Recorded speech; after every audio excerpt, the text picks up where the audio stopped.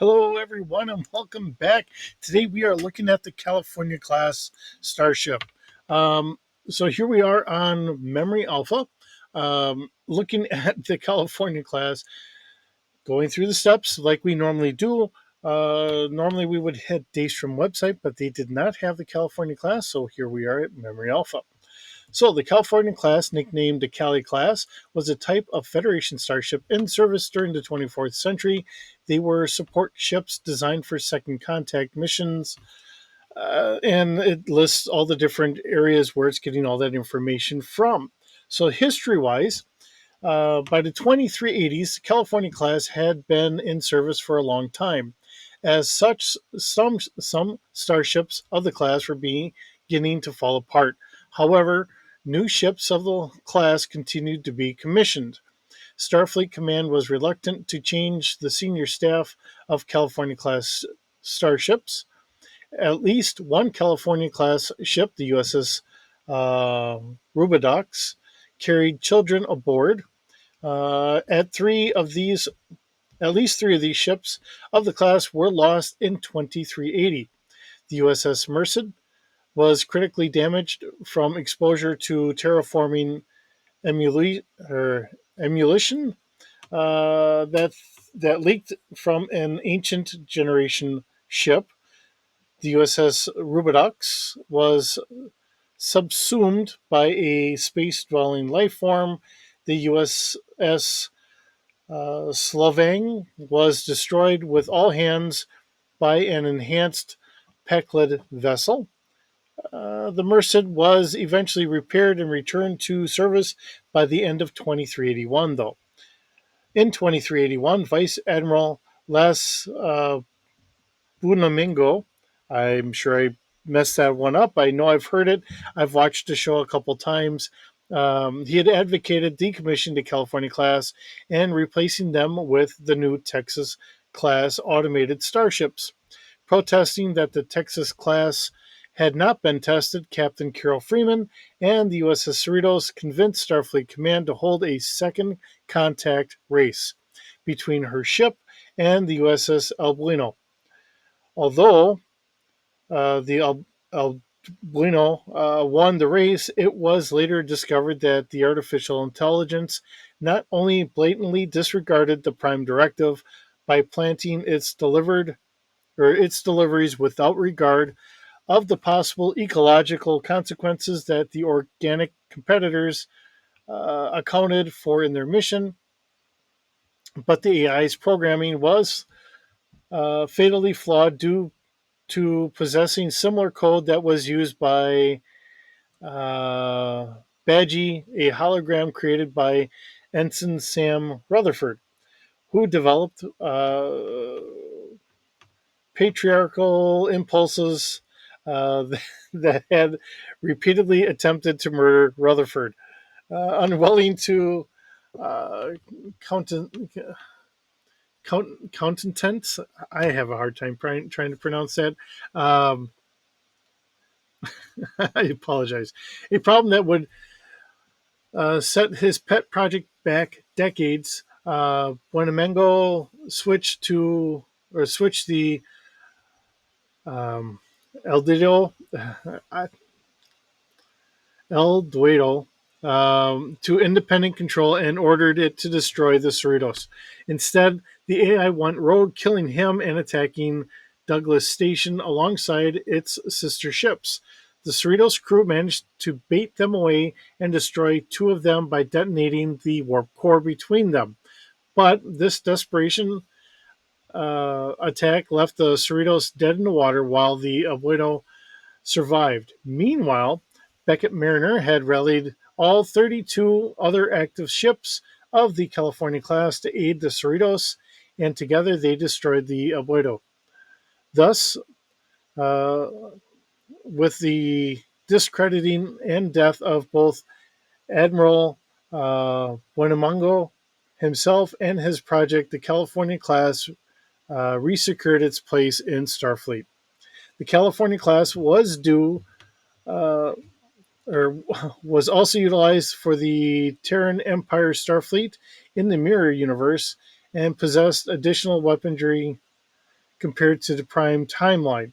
Among other differences in 3082, while with the Scharnberger possibility field, the USS Cerritos was briefly transformed into its Terran counterpart, the ISS Cerritos. All right, physical arrangement. The California class consisted of a saucer section with a pair of warp nacelle pylons attached directly to the ventral surface. The pylons contained turbolift access. In their aftmost section, a small secondary hull bearing the navigational deflector dish was mounted between the nacelles via a second pair of pylons. The propulsion system. The maximum safe velocity of the California class was warp 8. It could exceed this speed for short bursts, but at a risk of severe structural damage. The warp core was located on the secondary hull. The warp core ejection system required simultaneous authorization from two officers with or who each used a key card to unlock it. Unlike the Galaxy class, the starships Galaxy class starships, the warp engine of the class incorporated inverted plasma distributors. It was believed that these caused the sound of the warp engines to be a little higher pitch. However, other sources maintain that the unique sound was caused by the vibrations of the dilithium disbursement manifold. Tactical systems. The California class is armed with the phaser arrays and photon torpedoes. The shield array of the class was capable of auto repair, which was regulated by an isolinear core. If the core was removed, the shields would be drained faster than normal when under attack. Interior design. The saucer section contained 11 decks. Among the noted starship facilities was Cretacean ops. The corridors used graphiented corridor joists, which could be susceptible to fire. Main bridge. The bridge was located on deck 2. The basic layout of the bridge was similar to the bridges aboard the Galaxy class starship, specifically the bridge of the USS Enterprise D. The captain's chair at the center, flanked by chairs for the first officer to his right and an additional officer to the left. The first officer's chair was equipped with a manual steering column. Unlike the bridges aboard the Galaxy class starships, the additional seats did not include side consoles. Behind the seats was the security station. The ready room. The captain's ready room was located off the bridge with a single room wide window to space. The room featured shelving and framing built into the walls, a desk and chairs, a replicator, and bench-style seating along the wall opposite of the desk. Conference rooms. There were several conference rooms, including a senior conference room, executive conference room, and conference room 5. Let's see, engineering. It says main engineering, which is where we are. So obviously they didn't put anything in here, but having the picture that we do have, which is a nice representation of it, this is a very large area taken up by the warp core. And it adds very nice visuals. It always did in this show. Whether you like the show or not, it did add nice visuals to it. Shuttle bays. The main shuttle bay was located on the secondary hull and faced aft. 2 additional shuttle bays were located on either sides of the saucer section rim, spanning decks 5 and 6, with further room for the shuttlecraft storage deeper into deck 6. The ship carried a complement of at least 5 Type 6A shuttlecraft and had at least 4 Argo-type ground vehicle stored on deck 5 and 7 adjacent to the shuttle bay. The MSD also depicted several Type 8 shuttlecraft.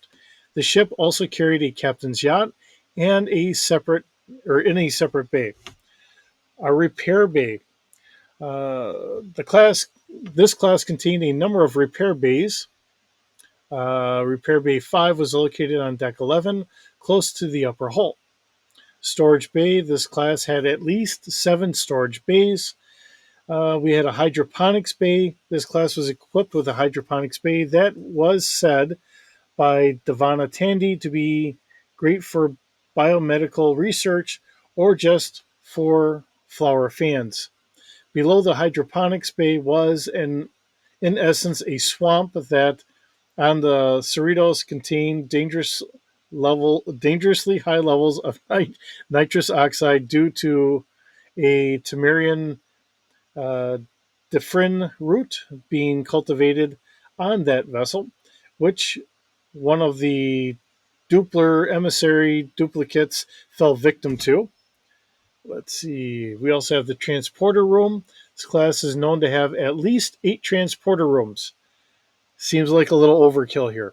The sick bay was located on deck 8. The chief medical officer's office was room 08019.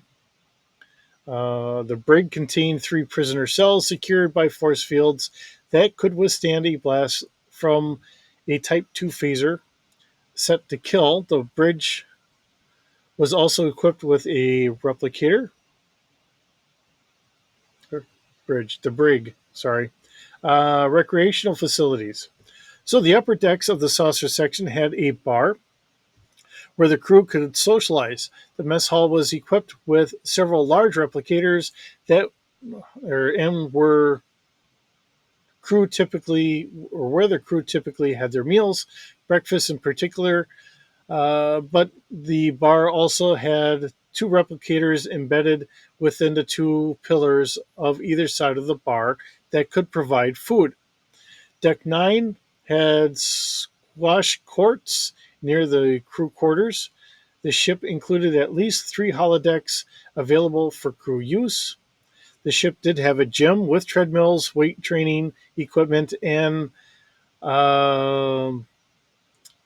and Anbo Jiu-Jitsu area. They were also large padded rooms for martial arts practice. There was a gift shop where one could obtain ship-branded merchandise such as T-shirts and baseball caps. Let's see, the crew quarters. There were crew quarters on Deck 1 and Deck 4. The lower ranking members were barracks style sleeping quarters where bunk beds lined the walls in a shared living space at the lower aft portion of the saucer section. Each bunk had its own assigned recess compartment beside it, which was opened to extend out from the wall like a drawer, and the bunk occupant could use this as a closet to store a few extra uniforms or other items. Also, like a drawer, the compartment could be removed entirely from its recess alcove if needed. This area, yes, I'm reading. Let's see. This area also featured as a large aft-facing viewer window overlooking the secondary hull. Differing duty shifts each had their own sleeping quarters to live in. Beta shift's hallway was known to be on deck 11. Higher ranking crew members were afforded their own quarters. Sonic showers located off the LD sleeping lower deck sleeping quarters were communal sonic showers. Let's see. I'm not going to worry about the alternate configuration or reality configuration. And we do have a list of all the different ships. Let's see. So the California class is named for the U.S. state of California. Ships of the class were named after cities located in California, and their shuttles were named after national parks. All right. With that being said, and all that information gone through, and I'm sure I butchered a couple things in there, let's get on over and see what I have come up with for our stats for this, because I really had to look around to get some of that information, and here we go. All right, so looking at the California class. Now, I will say this as we get going here. The ship that I just took, really to hit everything off to get things going, and then I started refilling in, was from the Jaeger class. So there may be a couple things in here that are very similar or the same from the Jaeger class because I really didn't feel a need to change it. So going on from there, this is a California class light cruiser. Changing it from the Jaeger class, it's in either regard still in my mind going to be a light cruiser. The ship length is going to be 320 meters long, 220 meters wide, and 84 meters tall. I did not change the ship mass here, so this is coming from the Jaeger. So I was keeping this at 550,000 metric tons, keeping it also at a size 6 starship. It might have to go up a little bit, but I'm not 100% certain, so I'm just letting you know. We still have the same autopilot of 2D plus 2. Our crew is different. We have 150 crew members on board. Now, this comes from, was it Space Dock 400 is where I had gotten that information. Yes, Starbase 400. That's it. So, uh, taking it from there, um, we only have 150 people on board ship, but it's not a luxury ship. It's a bare bones, just get the job done style ship. Skeleton crew would still stay at about a 20, I figure, with a plus 10. We only have room for about 10 passengers, and that comes from Starbase 400. I did leave the cargo capacity alone, so 66,000 metric tons is our cargo capacity. Not thinking that I really need to change it there, so I kind of left that alone. I also kept our consumables at about a year. I figured that's pretty reasonable. I did change the warp drive though. Starbase 400 had standard warp at 6, maximum warp is 8.7, and a maximum rated is 9.1 for 8 hours. So just keeping that in context. Of course, we're going to have our nav computer. Our maneuverability is at 1D plus 1. Space speed, I kept that in 9. Hull and shields are still held over from the Jaeger class. I felt that they were fitting. Um, the Jaeger class was kind of resilient, even though it was kind of hodgepodge together. So we do have a hull of 3D, a shields of 2D plus 1. Our sensors, having a passive scan out to 4 kilometers with a 1D plus 1 bonus, an active scan going out to 12 kilometers at a 2D bonus, an active search out to 15 kilometers with a 2D plus 2 bonus, a focus out to 500 meters with a 3D plus 1 bonus. Now we do have 4 Type 10 phasers, which were listed on Starbase 400. So that's what we have listed here. Keeping it in line. Um, I don't know if it was the Steam Runner or whoever had the Type 10 phaser rays, but they had them at about 4D damage, so that's right where I put mine as well. Photon torpedo launcher. Um, Not knowing exactly how many I should have, so I just kind of left that alone. So we do have 40 Type 2 photon torpedoes with a spread of 8 and damage of 4D. Again, this is not really meant to be a combat ship, so we're going to run out of torpedoes fairly quick. We have 3 Delta class tractor beams, 2 forward, 1 aft. Strength is 4D plus 2. Of course, we have our standard Alpha tractor beam. Strength is 3D for getting our shuttles in. Now, the crew quarters, trying to keep this all in line with everything. We have basic quarters for 80. We have expanded for 50, luxury for 15, and unusual for 5. So that comes out to 150. Actually, I should be 160. If I messed this up, I'm sorry. Let's see, we have 8, B, 13, 14. Yep, I kind of messed that up. So I think what I'm going to have to do is I already upped the basic once. I think I will up it to 90. That gives us enough room to have our 10 passengers on board ship. I wasn't thinking about that the first time I went through. Um, I think they said it only had 13 decks. I still have this held over from the Jaeger. So we will have this out to 13. And I know I have a listing here of the decks all listed out. So we will see if I'm right or wrong. We do have 14 escape pods with a capacity for 4 personnel in each. That seems like it's a little on the short side here, but we will go with it as it is. 2 personal transporters with a 6-person capacity. Now, this differs from Memory Alpha. I know Memory Alpha said that there was like 6 or 8 of them, but Starbase 600 or 400 had only 2 listed for 6 personnel. I'm going to keep it that way because that keeps a little bit more in standard with a lot of other ships. We do have emergency transporters, 3 of those for 18 personnel on each, and 2 cargo transporters for 400 kilograms each. We do have 6 shuttlecraft and 3 shuttle pods, as well as 400 probes or 40 probes. Now, the description I have here comes from Starbase 400. So the California class was introduced as a smaller counterpart support ship to the larger Nebula and Galaxy class starships. The intention was to produce a frigate which incorporated the technology or technological advances being deployed by these 2 starships. The California would handle the support operation tasks that were too numerous for the frontline vessels. The California class was a radical design for a Starfleet ship, featuring a standard saucer section for most of the ship's facilities.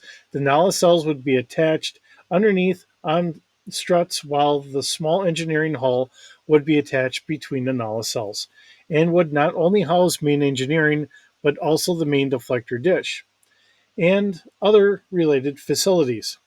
In case of an emergency, the saucer could easily detach from the nacelles. Because of the ship's primary role was support and not frontline exploration, some creature comforts were left out of the design. Enlisted crew wouldn't have their own individual quarters. Instead, they would be assigned bunks in barrack-style layout. However, the class does have a holodeck, large crew lounge, and mess areas.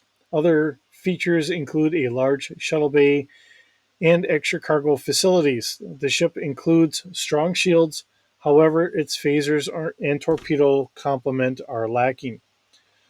Okay, and I thought I got rid of this, but apparently I didn't. So, I'm sorry. Nope.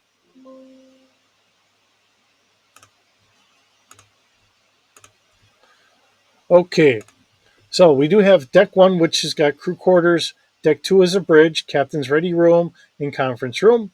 Deck 4, obviously we've skipped over 3, but deck 4 is crew quarters, repair bay, science labs. 6 is holodeck. 8 is maintenance hatch, mess hall, sick bay, transporter room. 8, shuttle bays 1 and 2.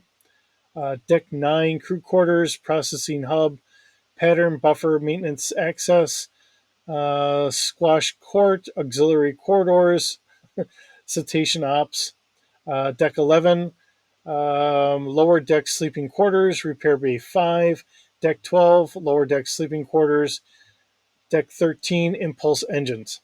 So uh, we do have only 13 decks being listed here, and I think we got everything kind of worked out. Now, I don't know how I can actively put this up to fit in just one picture. I will get this put up here. So for anyone wanting to have this, because this isn't on Memory Alpha or D6 Holocron or whatever with the D6 stats, I will get this posted up so that way everyone's got this available. So with that being said, thank you so very much for joining me today. Hope you're doing well, and I will see you in the next video.